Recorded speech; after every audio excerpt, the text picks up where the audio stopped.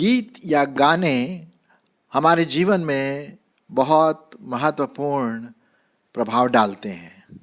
चाहे वो धार्मिक गीत हो, राष्ट्रीय गीत हो, या लव सॉन्ग्स हो, रोमांटिक गीत हो, कुछ न कुछ उन गीतों में, शब्दों में, उनके लिरिक्स और उनके जो म्यूज़िक है कुछ न कुछ समाज से कहता है। कुछ ऐसी बातें हैं जो हम कविता के द्वारा प्रकट करते हैं, पोएम्स के द्वारा, गीतों के द्वारा, श्लोकों के द्वारा और शेर और शायरी के द्वारा। ऐसे कुछ होते हैं जो हम साधारण आम भाषा में लेक्चर के रूप में नहीं बताते हैं, लेकिन गीत के द्वारा बहुत कुछ हम कह देते हैं और बहुत कुछ अच्छी बातें भी होती हैं और बहुत कुछ कटाक्ष के रूप में भी होती है। आज मैं कटाक्ष के रूप में बात नहीं कर रहा हूँ, लेकिन ऐसी बात मैं आपके सामने कर रहा हूँ जो एक गीत एक विशेष व्यक्ति ने प्रार्थना के रूप में गाया था या गाई थी जी हाँ। और उसमें, उस गीत में, उस प्रार्थना में, वो प्रार्थना भरे गीत थे, उसके एक एक शब्द परमेश्वर के महानता के बारे में, परमेश्वर के प्रभुत्वता के बारे में, परमेश्वर के अनंत के बारे में, उद्धार के बारे में, सर्व सामर्थ्य के बारे में, सर्वव्यापी के बारे में। मतलब ऐसी ये गीत है, विशेष करके ये गीत जो हमें इसकी झलक यहाँ पर दिखाई देती है। अब आप सोच रहे होंगे, भाई ये कौन सा गीत है, कहाँ से है और किसने गाया? तो चलिए मैं आपकी उत्सुकता को ख़त्म करूं और बता दूं कि ये अत्यंत प्रेरणादायक गीत कोई और नहीं, शामुएल की माँ हन्ना ने गाया था। और आज हम उसी के बारे में बात करेंगे, उस गीत के बारे में। मैं आपके सामने कुछ पदों को पढ़ूंगा और वे बताएंगे, अपने आप में ही बताएंगे, मुझे ज़्यादा बताने की ज़रूरत भी नहीं है, क्योंकि हन्ना के एक एक शब्द परमेश्वर की महिमा के लिए है, परमेश्वर को आदर देने के लिए है। क्योंकि हन्ना ने अपने जीवन में परमेश्वर की उपस्थिति, परमेश्वर की आशीष, परमेश्वर की जो भी बातें उसकी उपस्थिति के द्वारा मिलती हैं, वो हन्ना और उसके पति को मिले।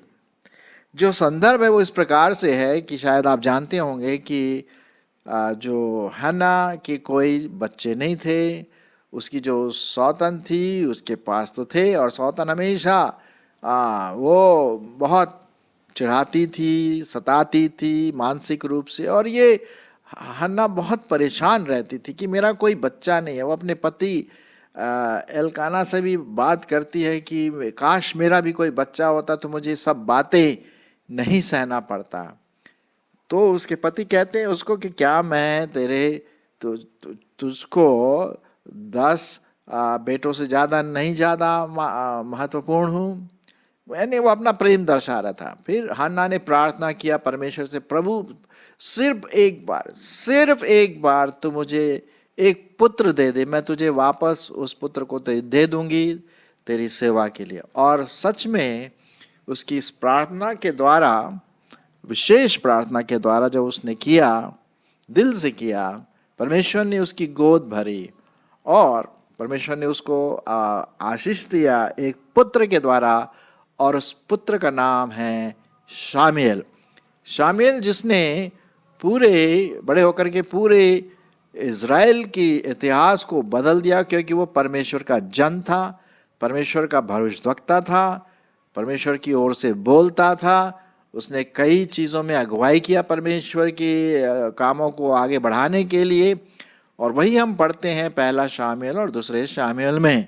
आप इसको बाद में जब भी टाइम मिले तो ज़रूर पढ़ें। लेकिन आज हम विशेष करके हन्ना के बारे में देखेंगे कि क्या उसके ऐसे गीत के बोल हैं, शब्द हैं, प्रार्थना है जो हमें परमेश्वर के बारे में सब कुछ बताती है। और जैसे कि आप देख रहे हैं इन फ्लावर्स के बीच में, परमेश्वर सब कुछ है, परमेश्वर सब कुछ है। मतलब A to Z जो भी है परमेश्वर है। तो वो हम इसकी जो प्रार्थना है हन्ना की, धन्यवाद के साथ वो प्रार्थना कर रही कि उसको एक बेटा मिला, और अपने धन्यवाद को प्रकट करने के लिए वो गीत गाती है प्रार्थना के रूप में, और वही आज हम देखेंगे। सो आइए, अगर आपके पास बाइबल है या नहीं है तो मैं आपके लिए पढ़ दूंगा। पहला शामुएल उसका 2 अध्याय, पहला शामुएल और उसका 2 अध्याय 1 से 10 पद हम देखेंगे। तब हन्ना ने प्रार्थना करके कहा, मेरा मन यहोवा के कारण मगन है, मेरा सींग यहोवा के कारण ऊंचा हुआ है, मेरा मुंह मेरे शत्रुओं के विरुद्ध खुल गया, क्योंकि मैं तेरे किए हुए उद्धार से आनंदित हूं।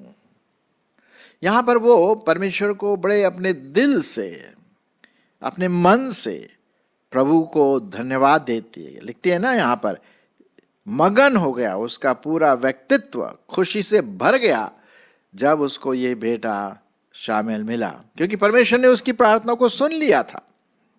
और लिखा है, मेरा सींग यहोवा के कारण ऊंचा हुआ। अब इससे पहले कि उसकी जो दूसरी जो पत्नी थी वो उसको रोज चिढ़ाती थी, हाँ तेरे तो कुछ हुआ ही नहीं, देख मेरे पास तो है। अब वो बड़े एक अच्छे घमंड के साथ वो ऊपर अपना सीना ऊपर उठा करके चल सकती है, ताकि जो शत्रु हैं उसके उनके सामने शर्मिंदा हो। इसीलिए लिखा हुआ है, मेरा सींग यहोवा के कारण ऊंचा हुआ और मेरा मुंह मेरे शत्रुओं के विरुद्ध खुल गया, क्योंकि मैंने तेरे किए हुए उद्धार से आनंदित हूं। तो ये बात हम यहाँ पर देखते हैं। चलिए 2 पद देख लेते हैं। अब यहोवा परमेश्वर के बारे में क्या विशेष बात यहाँ पर वो कहती है। 2 पद, यहोवा के तुल्य कोई पवित्र नहीं, क्योंकि तुझको छोड़ और कोई है ही नहीं, और हमारे परमेश्वर के समान कोई चट्टान नहीं है। यहाँ पर वो बड़े आदर के साथ परमेश्वर की महिमा करते हुए कहती कि प्रभु तेरे समान कोई दूसरा व्यक्ति है नहीं, दूसरा परमेश्वर नहीं है, क्योंकि तुझको छोड़ और कोई है ही नहीं। सिर्फ ये नहीं कि नहीं है ही नहीं है, और हमारे परमेश्वर के समान कोई चट्टान नहीं है। आपको मालूम है प्रेरितों के काम उसका 4 अध्याय और 12वां पद में लिखा हुआ है कि उद्धार सिर्फ और सिर्फ प्रभु यीशु मसीह के नाम के द्वारा होता, और कोई दूसरा नाम नहीं दिया गया है इस पृथ्वी में जिसके द्वारा हमारे पापों की क्षमा और हमारा उद्धार हो। ये सिर्फ यहोवा को छोड़ और कोई नहीं कर सकता। परमेश्वर का नाम धन्य हो, उसके तुल्य कोई नहीं है, ये बात यहाँ पर कहती है। 3 पद हम देखते हैं, फूल कर अहंकार की ओर बातें मत करो, और अंधेर की बातें तुम्हारे मुंह से न निकले, क्योंकि यहोवा ज्ञानीश्वर है और कामों को तौलने वाला है। अब क्या होता है कि कभी कभी हम लोग ना, पैसा आ जाता है ढेर सारा, नौकर चाकर, गाड़ी, 2 गाड़ी, 1-2 कुत्ते, और सामने बगीचा लगा हुआ है, बाहर वाले आने से डरते हैं, साहब का घर है? तो पहले जब खटखटाते हैं तो कुत्ता जवाब देता भौं भौं करके, अरे बाप रे कुत्ता भी है यहाँ, शेर के समान। और वो बड़े फूल के रहते हैं, भाई हमारे समान है ही नहीं कोई यहाँ, धन हमारे पास है, नौकर चाकर हमारे पास है, अहंकार। फूल कर अहंकार की ओर बातें मत करो। अगर कल ये सब कुछ ले लिया जाएगा तो क्या करोगे इसका? वही याद है प्रभु यीशु मसीह ने कहा था, जिस व्यक्ति ने कहा कि मेरे पास इतना धन है, इतना अनाज है, जिंदगी भर खाने के लिए, भैया खा पी और मस्त रहे। पीछे से आवाज आती, भैया आज ही तेरा प्राण ले लिया तो किसका हो जाएगा ये? इसलिए मेरे प्रियो अहंकार नहीं करना है। अहंकार, प्राइड, घमंड नहीं करना। अगर परमेश्वर ने आपको आशीषों से परिपूर्ण किया, उसके नाम धन्य हो। प्रेज द लॉर्ड, प्रभु की स्तुति करें। और जो भी उसने आपको भरा है धनाढ्य से, उसको आप दूसरों की सेवा के लिए, कलीसिया की सेवा के लिए, चर्च की सेवा के लिए, सहायता के लिए, पास्टर के लिए, इवेंजलिज्म के लिए उसे इस्तेमाल करें, तब तो बात होती है। यही बात लिखी हुई यहां पर, भूल कर अहंकार की और बातें मत कर, और अंधेर की बातें तेरे मुंह से कभी नहीं निकले, क्योंकि यहोवा ज्ञानी ईश्वर है, सर्वशक्तिमान, ज्ञान से भरा। वही हमें ज्ञान देता है, वही हमें बुद्धि देता है। अगर हमें बुद्धि ना दे तो ये सब चीजें कहां से आएंगी भैया? परमेश्वर बुद्धि देता है ना, तभी हम ये चीजें बटोरते हैं, क्योंकि यहोवा ज्ञानी ईश्वर है और कामों को तौलने वाला है।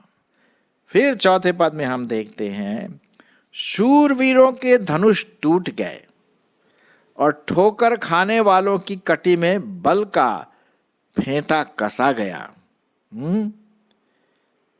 देखिए, शूरवीर के धनुष टूट गया का मतलब है, जो लोग धनुष पर, अपनी चीजों पर, अपने बल पर, अपने जो उन्होंने कलेक्ट किया नौकर चाकर पर, और कभी कभी लोग ना वो ये कोई नेतागिरी वाले जो कुछ थोड़ा सा नेताओं पर विश्वास करके उसकी आराधना करते हैं, और भैया जी हमारा काम कर देना, ये वो, अरे ये सब टूट जाएगा। परमेश्वर पर भरोसा रखना। ये शूरवीर के धनुष क्या हो जाएंगे? टूट जाएंगे। और ठोकर खाने वालों की कटी में बल का फेंटा कसा जाएगा। कोई फायदा नहीं। मनुष्य पर भरोसा रखना मूर्खता है। ये मैं नहीं कह रहा हूं, ये परमेश्वर का वचन कहता है।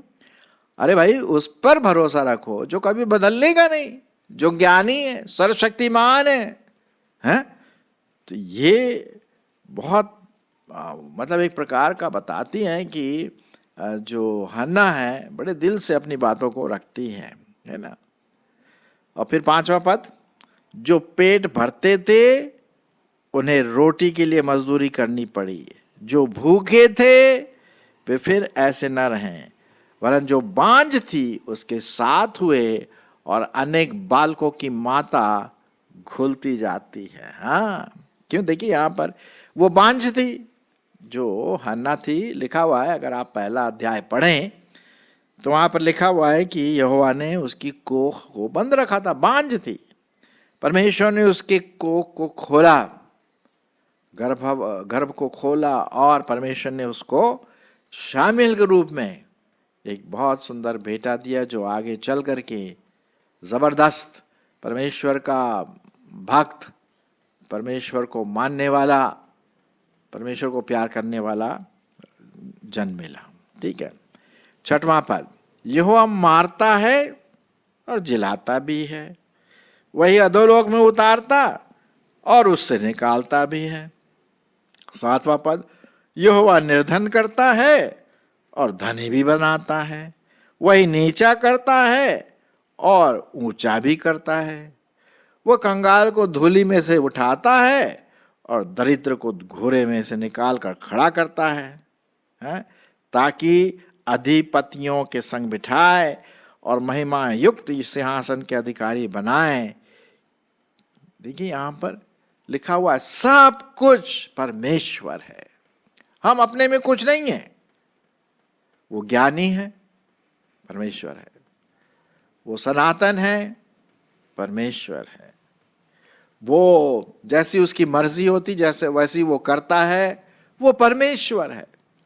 हम कुछ नहीं कर सकते अपने बुद्धि से, हम लिमिटेड हैं। हाँ, हमें उतनी सामर्थ्य नहीं है, क्योंकि परमेश्वर ही हमें सामर्थ्य बनाता है। तो अब वही कंगाल को धूलि में निकालता है, धूलि में उठाता, और दरिद्र को घूरे में से निकाल देता। अब मुझे ले लीजिए, मुझे पता है मैं कौन हूं, मैं कहाँ था। परमेश्वर ने मुझे कहाँ से उठाया, कीचड़ में से उठा करके चट्टान में खड़ा किया। आज मैं जो कुछ भी हूं परमेश्वर के अनुग्रह से हूं। आप जो कुछ भी हैं आज परमेश्वर के अनुग्रह से। आप देखिए आपके पुराने जीवनों को, 10 साल, 20 साल, 15 साल पहले आप कौन थे और आज कौन हैं। ये परमेश्वर का अजीब गरीब चमत्कार है। वही सब कुछ करता है उसकी इच्छा के अनुसार, क्योंकि परमेश्वर सब कुछ है। और यही वो गीत गा रही है हन्ना, खुशी से नाचते हुए, गाते हुए, प्रार्थना करते हुए, क्योंकि पृथ्वी के खंभे यहोवा के हैं और उसने उन पर जगत को धरा है। फिर 9 और 10 पद में क्या लिखा हुआ है, सुनिए। वह अपने भक्तों के पांव को संभाले रहेगा। अब ये प्रॉमिस है परमेश्वर का, जो उसकी आराधना करते हैं, जो उसको आदर देते हैं। लिखा हुआ, जो मुझे आदर देंगे मैं उसका आदर दूंगा। तो वह अपने भक्तों के पांव को संभाले रहेगा, परंतु दुष्ट अंधियारे में चुपचाप पड़े रहेंगे, क्योंकि कोई मनुष्य अपने बल के कारण प्रबल ना होगा। सवाल ही नहीं है। तो मेरे प्रियो, बढ़िया तो चीज यही है कि दुष्टता से निकल जाएं, अहंकार से निकल जाए, घमंड से निकल जाए और प्रभु परमेश्वर के समीप आकर के उसको अपना जीवन दे। पवित्र आत्मा का जीवन आपका मेरा जीवन हो तो वो संभाले रहेगा, आपके पांवों को संभाले रहेगा। ये परमेश्वर की प्रॉमिस है, ये उसकी प्रतिज्ञा है कि वो अपने भक्तों के पांवों को संभाले रहेगा, परंतु दुष्ट अंधियारे में चुपचाप पड़े रहेंगे, क्योंकि कोई मनुष्य अपने बल के कारण प्रबल ना होगा। आप 10वां पद देख लेते हैं, जो इस गीत का आखिरी पद है, जो हन्ना ने प्रार्थना के रूप में गाया था। जो यहोवा से झगड़ते हैं वे चकनाचूर हो जाएंगे, वह उनके विरुद्ध आकाश में गरजेगा। यहोवा पृथ्वी के छोर तक न्याय करेगा। वो न्याय करने वाला परमेश्वर है, सर्वशक्तिमान परमेश्वर है, सर्वज्ञानी परमेश्वर है। तो वो न्याय भी कौन करेगा? परमेश्वर करेगा। और अपने राजा को बल देगा और अपने अभिषिक्त के सिंह को ऊंचा करेगा। ऊंचा करने का मतलब है उसको आदर देगा, अपने भक्तों को वो आदर देगा। परमेश्वर कभी भी आपको नहीं छोड़ेगा ऐसा अकेले में। देखो, एक बार प्रभु यीशु मसीह ने क्या कहा, मैं सर्वदा तुम्हारे साथ हूं, मैं तुम्हें कभी नहीं छोड़ूंगा, कभी नहीं त्यागूंगा। जो मेरे पास आता है या आती है ना। तो यहां तक हम देखते हैं, ये जो 10 पद जो आज हमने देखा कि किस प्रकार से परमेश्वर हर चीज में महान है, सर्वशक्तिमान, सर्वज्ञानी, सर्वव्यापी, न्यायी। और अगर जो अहंकार करता है, घमंड करता है, चकनाचूर कर देगा भाई। तो क्यों चकनाचूर होना भैया? मैं तो नहीं होने की कोशिश, बिल्कुल नहीं। कभी कभी घमंड आ जाता है मेरे में, लेकिन मैं फिर प्रभु से माफी मांगता हूँ। हाँ, हमें मांगना है। तो जैसा हम देखते हैं हन्ना के जीवन में, पहले तो उसका प्रार्थना का जीवन, यदि आप पहला अध्याय पढ़े, मैं अभी नहीं पढ़ूंगा, टाइम नहीं है, बड़े दीनता के साथ, हलीमता के साथ, पूरे टूटे हुए मन से वो परमेश्वर को गिड़गिड़ा के प्रार्थना करती रही कि प्रभु बस मुझे एक बेटा दे दे, मुझे और कुछ नहीं चाहिए जीवन में, और वो मैं तुझे वापस दे दूंगी। परमेश्वर ने एक नहीं, उसको और भी 5, 6, 7 बच्चे दिए। ये उसकी आशीष है। आप पढ़िए आगे 2, 3 अध्याय में आप इसके बारे में पढ़ते हैं। तो जब परमेश्वर आशीष देता है तो छप्पर फाड़ के देता है साहब, हैं? हाँ, तो इसीलिए वो गीत के रूप में प्रार्थना कर रही, धन्यवाद दे रहे प्रभु को दिल से। ये आप जरूर इसको पढ़िए, विशेष करके 2 अध्याय, पहला शामिल उसका 2 अध्याय 1 से 10 पद तक। ये यहाँ पर देखते हैं हन्ना का एक विशेष प्रार्थना रूपी गीत जो प्रभु को अर्पित करती है। और हम इससे बहुत कुछ सीखते हैं, परमेश्वर के बारे में सीखते हैं, वो कौन है, और ये भी सीखते हैं कि हमें क्या नहीं करना चाहिए। घमंड नहीं करना चाहिए, अपने बल पर भरोसा नहीं करना चाहिए, मनुष्यों पर भरोसा नहीं करना चाहिए। नहीं, अरे भाई उस पर करो जो कभी बदलता नहीं, जो आपको प्यार करता है? आपका आत्मिक पिता होना मांगता है, आपको आशीष देना मांगता है, तो भैया क्यों हम दूसरों की ओर ताकें? नहीं। आइए, जिस प्रकार से हन्ना ने ये एक विशिष्ट गीत गाया, अत्यंत प्रेरणादायक गीत है ये, जैसा कि हमारा आज का शीर्षक कहता है। और ये पूरा गीत क्या किस बात को प्रकट करता है कि भाई परमेश्वर सब कुछ है, परमेश्वर सब कुछ है। उसने अपने जीवन से पहचान लिया, पता लगा लिया, और वही बात आप तक अपने गीत के द्वारा हन्ना पहुंचा रही है, और मैंने आज आपको पहुंचाया। परमेश्वर करे, हमारी अगुवाई करे कि हम इस गीत को व्यक्तिगत रूप से अपना लें।